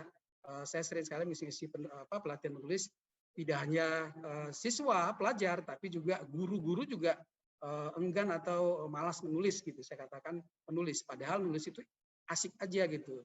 Apalagi menulis tentang metode media pembelajarannya ya kan, atau juga materi pelajaran ya, ini kan sangat menarik ya kalau kita tulis. Bahkan contoh yang singkat kita menulis deskripsi aja, deskripsi juga menulis deskripsi dalam pembelajaran misalnya. Oke, nah ini apalagi puisi-puisi, oke lah, saya perhatikan banyak kita suka buat puisi-puisi ya kan, pantun juga ini kayaknya bakal sepertinya mulai ditinggalkan nih. Nah ini milenial harus mencintai budaya kita nih, budaya Melayu nih, apalagi di Langkat ini kental dengan budaya Melayunya nih ya, juga ya selain juga suku-suku yang lain gitu. Tapi harus kita budayakan ini pantun-pantun ini ya, karena ini kekayaan lokalitas kita ya di Sumatera Utara. Ada cerpen, artikel, novel, bolehlah kita tulis secara offline, kita kirim ke majalah, ke koran ya, masih ada medianya ya. Meskipun nanti media online atau secara book misalnya akan difasilitasi ya. Kemudian membuat video berkonten kreatif dan positif seperti tips. Saya selalu tantang kepada anak-anak, kamu punya tempat wisata enggak? Punya Pak. Loh, kenapa tidak kamu promosikan aja tempat wisata? Sudah ada Pak. Nah sekarang bukan nilai dari sudah ada atau tidaknya video seperti itu, tapi bagaimana kamu berhasil di dalam menyampaikannya. Itu dia. Jadi kalaupun kamu punya modal handphone, why not? Kamu gunakan handphone tadi untuk membuat videonya gitu. Saja nanti ada proses editingnya. Ya, kemudian ini travel guide ya, misalnya kita wisata. Kemudian sering kita bernyanyi ya, suka-suka menyanyi, kemudian kita buat video-video. Kalau itu juga menarik, kemudian juga bisa saja itu nanti dilirik oleh produser atau siapa saja, tim audisi nyanyi ya, auditor nyanyi mengaudisi kan, why not, bisa juga kamu juga akan bisa ini dipanggil untuk audisi dan sebagainya. Begitu juga menarik. Mohon maaf Bapak. Ya. Berikutnya. Mohon maaf Bapak. Saya? Waktunya sisa 5 menit lagi. Nah, berkolaborasi dengan guru membuat video. Nah, hari ini guru-guru kamu ditantang nih membuat video-video pembelajaran. Nanti juga bisa kamu kerjasama ya, kolaborasi dengan guru-guru. Apalagi kalau guru-gurunya yang sudah berusia mulai lanjut ya, misalnya umur 50 tahun ke atas atau 45 ke atas, mereka mungkin agak dengan gaptek sedikit lah, walaupun masih belajar, tapi masih ada juga kurangnya gitu. Maka boleh juga kita berkolaborasi ya, kerjasama dengan guru, nah, gitu ya. Kemudian juga apalagi kita memiliki website pribadi ya. Oke, pilihan media juga sudah ada ya, tadi sudah saya singgung. Nah, ini kita tinggal bagaimana kembangkan, kita harus beretikat baik. Nah, di sini ide-ide positif kita akan kita wujudkan ya. Jadi artinya kita jangan main game dulu ya. Jadi memang belajarnya sebentar, gamenya sampai berapa jam gitu ya, luar biasa. Bahkan dari terbit matahari baru bangun langsung ambil smartphone, ambil handphone, langsung lihat chatting dan sebagainya, atau main game dan sebagainya, kan luar biasa sampai mau menjelang tidur malam. Ya. Nah ini contoh yang di sekolah yang sekarang kita kembangkan, anak-anak kreatif dalam buat video. Kebetulan ini mau ikut lomba ya. Maka mereka kreatif, ini siswa kita ini semua, krunya adalah membuat video film pendek ya, untuk kita akan sertakan dalam ajang festival siswa untuk tingkat nasional ya, lomba kreatif siswa tingkat nasional ya, ada lomba video kreatif ya, video. Nah ini mereka sampai mendiskusikan apa saja kekurangan, skripnya seperti apa, kok tidak cocok dan sebagainya, ini perlu ini. Nah, seperti ini yang Bapak katakan tadi, saya katakan tadi, harus kita kembangkan anak kita supaya kreatif ya di sekolah. Kemudian juga ini mereka juga sudah luar biasa, maka ini juga saya katakan juga peran guru sangat penting ya, sangat penting di dalam mendesain anak-anak supaya mereka aktif berdigital, literasi digital, mereka praktik di digital ini seperti apa, harus kita bimbing mereka ya. Oke. Nah, ini oke. Baik, Mas Azam, saya pikir itu saja ya yang bisa saya sampaikan, dan yang penting adalah untuk anak-anak Bapak Ini saya kasih penutup nanti, walaupun nanti ditutup oleh Mas Ajam. Ini ada sungguh cantik putri Pak Ramses. Siapa nih, ada Pak Ramses nggak di sini ya? Sungguh cantik putri Pak Ramses. Setiap sore duduk manis di beranda. Webinar sebentar lagi akan berakhir sukses. Selanjutnya saya tunggu aksi cerdas Anda. Terima kasih Mas Ajam. Saya kembalikan ke Mas Ajam, moderator. Assalamualaikum warahmatullahi wabarakatuh. Waalaikumsalam warahmatullahi wabarakatuh. Terima kasih atas pemaparannya Bapak Lurah Mulya Lubis. Sangat edukatif dan menambah wawasan kita pada hari ini. Sekali lagi, terima kasih kepada Bapak Lurah Mulya Lubis. Nah, sudah keempat narasumber kita yang memaparkan materi yang luar biasa pada hari ini. Dan kalau saya lihat dari kolom chat, sudah banyak nih teman-teman yang excited banget untuk bertanya lebih lanjut kepada materi kita. Lanjut saja untuk ke penanya pertama, kepada Saudara Anika Ban, dipersilakan untuk menyalakan mikrofon dan kameranya untuk bisa langsung bertanya kepada narasumber kita yang pertama, yaitu Ibu Ida Ayu. Kepada Saudara Anika Ban. Iya, halo. Selamat pagi menjelang siang. Halo, dengar suara saya? Iya, Bu. Ya, Oke. dengar, Bu. Oke. Oke, silakan. Oke. Selamat pagi menjelang siang, Ibu Sasti. Pagi Mbak, menjelang siang. Oke, Bu Sasti, saya Anika Ban. Saya ingin bertanya nih, dari topik yang Ibu jelaskan tadi tuh cukup menarik ya, Bu, ya, bagi saya. Jadi saya, Bu Sasti, saya ini adalah seorang guru ya. Jadi di pembelajaran yang sekarang secara online sama daring itu saya sudah mempersiapkan tuh, Bu, PPT yang menarik. Dan saya membuat itu bagaimana pembelajaran daring ini dia menjadi menarik untuk mahasiswanya, seperti itu kan. Namun yang saya mau tanyakan kepada Ibu, bagaimana Bu sikap kita sebagai guru atau pengajar bila melihat mahasiswanya atau siswanya itu udah kita memberikan materi yang baik, metodenya sudah baik, tapi mereka tuh cuek-cuek aja gitu, Bu. Dan kalau ditanya ada yang bertanya, mereka tuh diam aja tuh, seperti itu, Bu. Bagaimana sih, Bu, itu? Seperti itu. Terima kasih, Bu Sasti. Terima kasih Mbak Anika Ban, salam kenal juga. Saya mohon maaf ada suara di luar, anak saya nangis lagi pada pagi hari ini. Jadi ini yang biasa terjadi sebenarnya kalau pembelajaran online adalah noise seperti ini yang memang sulit untuk kita tahan. Tapi kalau misalnya pertanyaan Kak Ani tadi itu memang hampir semua guru ataupun yang pengajar pasti paham banget ya gimana kemudian mahasiswa atau siswa tidak responsif, padahal kita udah menyiapkan segala macam cara, kita udah jungkir balik lah dengan menggunakan berbagai macam cara supaya orang mahasiswa atau siswa itu responsif. Tapi kalau misalnya nggak responsif itu harus gimana? Saya biasanya ada beberapa trik Kak Ani yang biasa saya lakukan. Pertama, saya biasanya panggil nama mereka. Terus kemudian saya membiasakan ketika sebelum ngajar kelas kan biasanya ada WhatsApp grup ya Kak Ani. Di situ saya biasanya bilang bahwa nanti teman-teman yang aktif di kelas akan dapat poin lebih, misalnya poin di poin praktek atau di poin penugasan di kelas. Itu biasanya akan menumbuhkan, karena mau nggak mau saya sebenarnya tidak suka kompetisi, tapi mau tidak mau kita harus membuat mahasiswa itu punya rasa ingin berkompetisi. Jadi rasa ingin muncul. Salah satunya adalah dengan aktif di kelas. Saya rasa itu cara untuk bisa mengaktifkan mereka supaya oke nih, saya punya tanggung jawab, saya punya tugas untuk aktif supaya nilai saya bagus. Karena misalnya buat Kak Ani bisa iming-imingin bahwa nanti penilaian saya bukan cuma penilaian pada saat UTS atau UAS, tapi juga penilaian selama teman-teman ada di ruangan.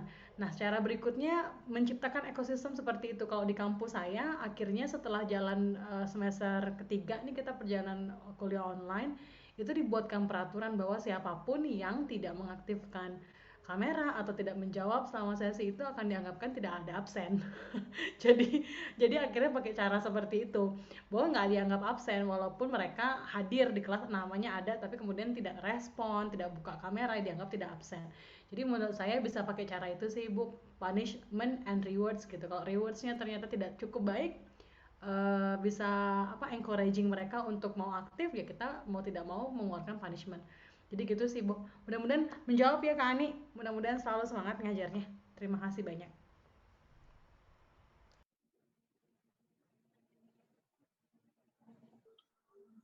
Oke, terima kasih kepada Mbak Ani Kaban atas pertanyaannya, dan terima kasih kepada Ibu Ida Ayu atas tanggapannya. Terima kasih Kak Azam, juga Kak Ani juga. Ya. Selanjutnya kita masuk ke penanya yang kedua, kepada Saudara Aura Mezira, dipersilakan untuk menyalakan mikrofon dan kameranya untuk bisa bertanya langsung kepada narasumber kita yang kedua, yaitu Ibu Feni Kusuma Dewi. Selamat siang. Selamat siang. Selamat siang, Miss. Jadi saya ingin bertanya, di ada kan sistem online belajar daring. Nah, jadi otomatis siswa-siswi pada sering main HP, dan pastinya main HP-nya itu kayak lebih sering daripada sekolah offline atau yang datang ke sekolah gitu. Nah, jadi saya merupakan salah satu siswa yang udah kayak mulai kecanduan main HP gara-gara sistem online ini. Jadi gimana tipsnya agar nggak keseringan main HP-nya gitu, Bu? Kadang sering susah untuk ngelepas HP dari tangan. Semenjak pandemi ini sih. Terima kasih, Bu. Ya, Mbak Aura ini sekarang Mbak Aura Mezira ya. Jangan dimatikan dulu videonya. Ibu mau tanya beberapa. Mbak Aura sekarang pelajar di kelas berapa?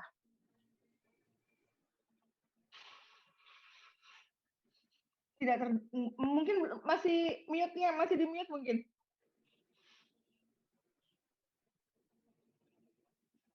Baru masuk kelas 10, Bu. Baru masuk kelas 10. Nah, itu biasanya menggunakan gadgetnya itu atau HP-nya itu untuk apa paling sering?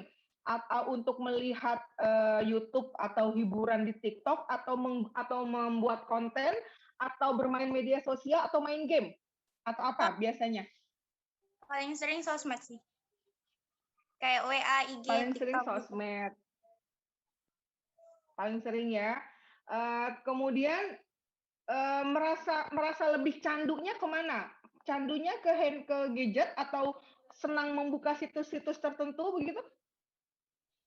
Candunya ya sering kayak kelupaan waktu gitu kalau udah buka sosmed, IG. Media sosialnya, kelupaan waktu. Oke. Ya, Mbak Aura ini adik ya, atau anak saya. Begini sayang. Ini luar biasa sekali pertanyaannya ya, pinter banget pertanyaannya, dan ini juga menjawab pertanyaan dari beberapa atau bahkan banyak siswa atau pelajar di luar sana yang sebenarnya sadar kalau Bu, saya itu sebenarnya udah kecanduan banget Bu, saya tahu sebenarnya saya ini kurang baik Bu perilakunya karena sudah terlalu candu, tapi gimana ya Bu, saya nggak bisa saya menghindarinya ini loh Bu, gitu ya. Nah, pertama begini sayang, kita harus paham bahwasanya melakukan sesuatu itu apa yang membuat manfaatnya untuk saya. Ada namanya konsep ambak, apa manfaatnya bagiku. Nah, coba nanti dibaca, ada konsep ambak, apa manfaatnya bagiku. Nah, itu difahami bagi Rara dan teman-teman yang lain, anak-anakku yang lain, bahwasanya kira-kira media sosial itu manfaatnya untuk saya apa. Begini, Rara pasti punya teman di dunia nyata, lebih banyak teman di dunia nyata. Ya, pertemanan di dunia nyata itu lebih erat, lebih luas, lebih dalam, lebih pengertian, ya. Kemudian lebih punya banyak komitmen daripada bergaul di dunia maya, betul kan? Ya kan? Betul demikian. Nah, manfaatnya bermain media sosial itu apa? Nah, yang pertama, mendukung rasa percaya diri, ya, menambah teman baru, kemudian membantu menemukan teman yang lama. Nah, itu manfaatnya. Kemudian membantu orang yang malu, ya, dan merasa kesepian untuk bergaul dengan teman-teman baru, itu biasanya senang di dunia maya atau bermain media sosial. Nah, Rara, manfaat-manfaat tadi itu kalau sudah bisa didapatkan manfaatnya bagi Rara, silakan diteruskan bermain media sosialnya. Tapi ingat bahwasanya pertemanan di dunia nyata itu lebih abadi, ya, lebih menyenangkan. Jadi perbanyak bermain dengan teman-teman yang berada di dunia nyata. Kalau sekarang sedang tidak bisa ketemu teman-teman karena sedang pandemi, lebih baik telepon, ya, atau video call dengan teman-teman yang dunia nyata daripada bermain dengan teman-teman di dunia maya yang belum dikenal atau baru mau kenalan. Nah, itu hati-hati. Jadi ketika sudah tahu manfaatnya buat Rara, silahkan dilanjutkan. Tapi ingat, ada beberapa yang harus diwaspadai. Ya, ketika Rara sudah mulai merasa kecanduan, yang pertama harus Rara perhatikan adalah Rara pasti punya hobi. Punya hobi? Sayang, hobinya apa? Ibu boleh tahu? Hobinya apa? Olahraga? Bermain apa ya? Nah, itu Rara harus explore lagi keinginan atau yang belum pernah Rara lakukan terkait dengan hobi Rara. Ya, boleh melihat misalnya panduan-panduan di YouTube atau membuka situs-situs yang terkait dengan hobi, diikuti kemudian dilakukan. Ya. Nah, jadi membuka internet itu terkait dengan apa yang saya butuhkan. Jadi Rara hanya membuka internet sesuai dengan apa yang Rara butuhkan. Rara misalkan melakukan mencari tugas melalui internet, tugas belajar ya di sekolah, belajar online, buka yang sesuai dengan apa yang Rara butuhkan dalam menyelesaikan tugas Rara. Dan ingat, Rara harus punya jadwal. Misalkan belajarnya dari jam 7 sampai jam 11. Ya, itu pelajaran dari sekolah harus buka Zoom meeting mungkin dari ibu guru, misalkan harus Zoom meeting. Jam 7 sampai jam 11. Setelah jam 11 sudah tutup laptopnya dan punya komitmen pada diri sendiri, sudah saya selesai dulu buka laptopnya dan saya harus berinteraksi dengan orang-orang di rumah, misalkan membantu mama, mengasuh adik, ya beres-beres rumah dan lain sebagainya. Intinya selesai dulu urusannya dengan gadget. Nah, nanti ada jadwalnya lagi. Ketika sudah sore, sudah selesai sore hari ya, selesai semua pekerjaan rumah, sudah rapi, sudah cantik lagi, sudah mandi, sudah sholat dan sebagainya, buka lagi dan batasi waktunya.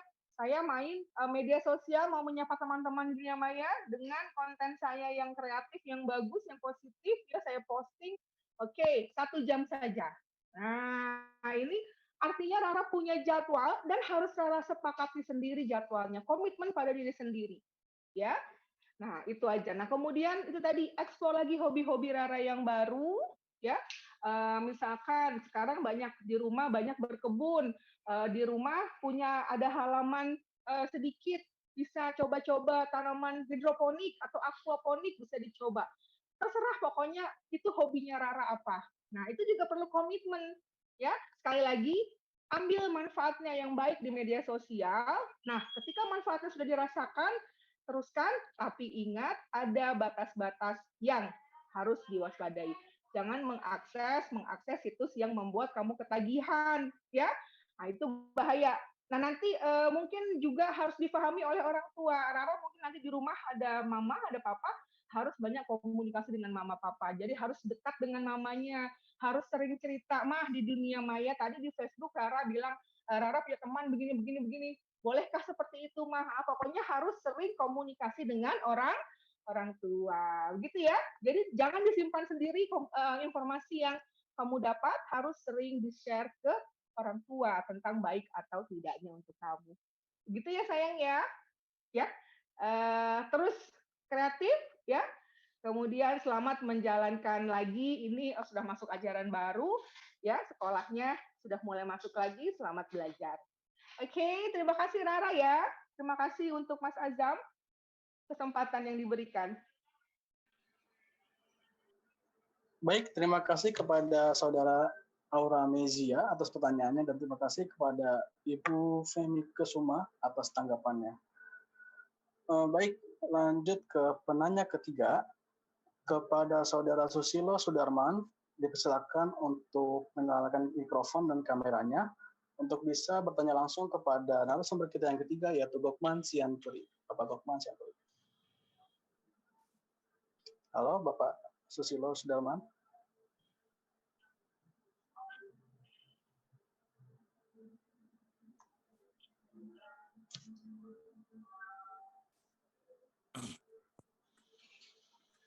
Susilo Halo Sudarman. teman-teman. Iya, Pak. Ya, silakan Bapak langsung.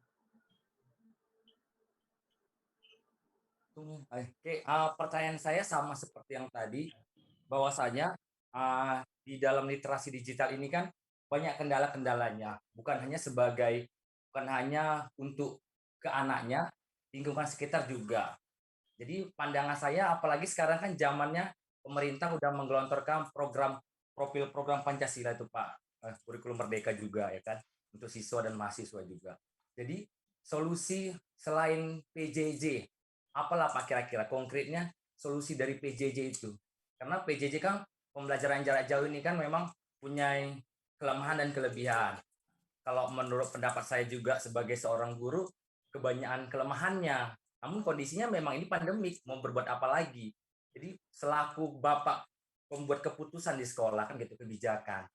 Apa yang bisa dilakukan selain PJJ di sekolah Bapak? Biar menjadi contoh untuk sekolah lain. Gitu. Mungkin rata-rata sekolah lain itu yang di daerah udah mendatangkan ke sekolahnya gitu. Sebagian sudah datang, jumlahnya 50 misalnya satu sekolah, satu kelas, 10 orang datang. 2 jam berikutnya datang lagi 10 orang dan 10 orang. Apakah itu menjadi solusi atau bahkan kalau ditanya ke orang tuanya nggak mau mendatangkan anaknya.